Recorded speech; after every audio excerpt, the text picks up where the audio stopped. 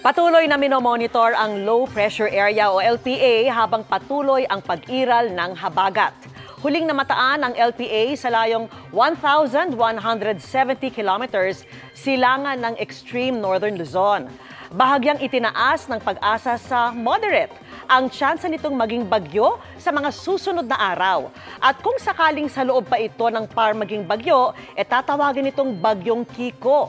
Kumpara nitong mga nakarang araw, nabawasan na ang mga lugar na apektado ng LPA at karamihan ng mga pag-ulan sa bansa ay dahil nasa habagat.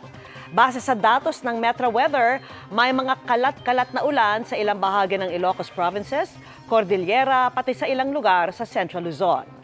Sa hapon, malaking bahagi na ng bansa ang uulanin, kabilang ang halos buong Northern at Central Luzon, Bicol Region at iba pang bahagi ng Southern Luzon. May matitinding buhos ng ulan kaya maging alerto pa rin sa posibleng pagbaha o landslide.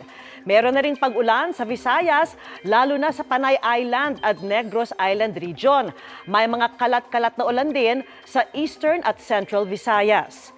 Sa Mindanao, posible ring ulanin ang ilang bahagi ng Zamboanga Peninsula, Northern Mindanao, Caraga, Davao Region at Soc-Sargen. Nananatili rin ang tsansa ng kalat-kalat na ulan sa Metro Manila bukas.